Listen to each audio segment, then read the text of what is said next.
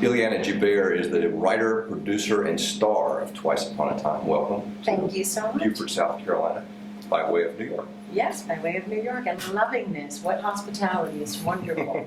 We do it well down here. You do it extremely well. Tell me about now. The film has its basis in some true events from your life, some pretty tough events. Tough events in that, yes, that I am a 9/11 widow, and my child did just go off to college, so these are the parallels.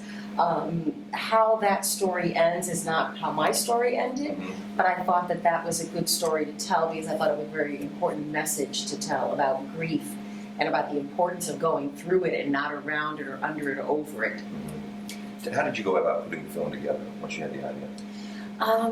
It was once the idea came to me and I wrote it down, and then it was just assembling the team, and it was the director, and the director was really critical in helping me gather the rest of the team because he had already done movies. In fact, he just did a feature where he directed Danny Glover and Alec Baldwin, so I had a director who had experience, had people that he was connected to, introduced me to people that I in turn interviewed and felt, okay, this is a right match for our film. And everybody that we assembled just came together, and it was really magical. In spite of the fact that it's a difficult film because of the nature of what it's about, it was, one actress said, the happiest set she's ever been on.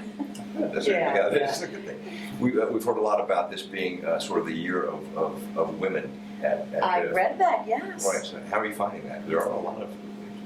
Well, first of all, I'm loving that, so thank you, and thank you all. And I think it's time. I think it's about an untapped resource.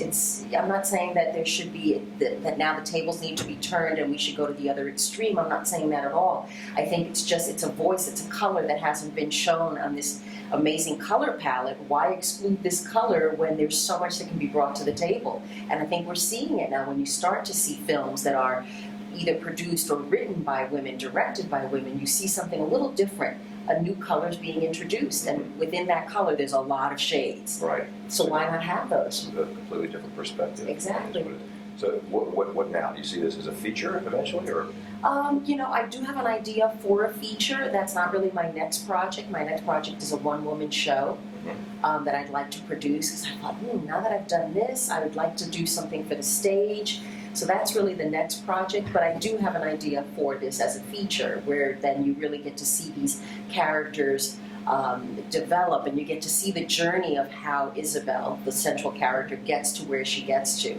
Where in the short, it's only 13 minutes, 45 seconds. It's hard to get there, but, so the audience kind of gets it all compacted, but they don't really see the integral details of how she gets there. The challenges of making a short are, in a lot of ways, are more difficult than a full-length feature. You've got you have to tell a story. You have to compact it. Yeah. Right. So did you find that, coming up with the idea, of course, you've got to do this in a certain time frame. Right. And the structure has to be very specific.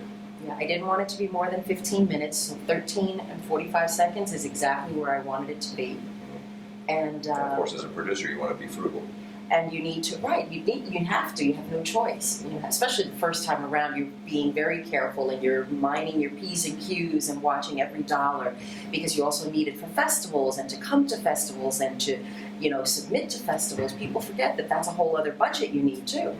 Where can we find the film once it's off the circuit? I'm not sure yet. We're working on that right now, but it will be on a platform somewhere, whether it's Vimeo, YouTube, Amazon Prime, or I don't know, maybe DirecTV Shorts. I hear that they're doing shorts now, so there's a lot of opportunities. We just have to find the right home for it. Exactly. All right. Twice Upon a Time is a film. It's worth looking up down the road once it's off the festival circuit. Read more at BufordFilmFestival.com, and also at LocalDrewWeekly.com. We'll catch you next time. Thank you.